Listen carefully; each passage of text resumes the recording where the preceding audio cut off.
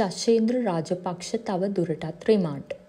අල්ලස් කොමිසම මගින් අත්අඩංගුවට ගෙන රක්ෂිත බන්ධනාගාරගත කර සිටි හිටපු අමාත්‍ය ශෂේන්ද්‍ර රාජපක්ෂ මහතා තව දුරටත් ලබන 26 වනදා දක්වා රක්ෂිත බන්ධනාගාරගත කරන ලෙස කොළඹ මහේස්ත්‍රාත් අධිකරණය නියම කළේය.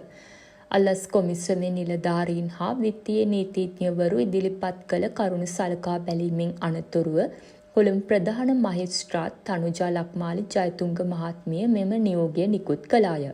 ශ්‍රී ලංකා මහවැලි අධිකාරියට අයත් සෙවණගල කිරිබ්බන් වැව ප්‍රදේශයේ පිහිටි ඉඩමක අනවසරෙන් ඉදිකර ඇති ගොඩනැගිල්ලක් ඇතුළු දේපළ 2022 වසරේ මැයි මාස 9 වනදා ඇති වූ අරගලයේදී හානියට පත්වීමෙන් පසු එකී දීපල සඳහා වන්දි ගෙවීම ප්‍රතික්ෂේප කර තිබියදී ඊට පටහැනිව හානිපූර්ණය සඳහා වන කාර්යාලයට අනුයුක්තව කටයුතු කළ ඇතැම් රජයේ නිලධාරීන්ට තම නිල බලය භාවිතා කරමින් බලපෑම් සිදු කර රුපියල් 8,85,000ක් වන්දි ලබා ගැනීම තුළින් දූෂණය නැමැති වරද සිදු කිරීම සහ මහවැලි අධිකාරිය සතු දේපලක් සාපරාධී සාවද්‍ය පරිහරණය තුළින් පොදු දේපල පනත යටතේ වරදක් සිදු කළේ යයි සැකපිට මෙම අත්අඩංගුවට ගැනීම සිදු කර තිබේ.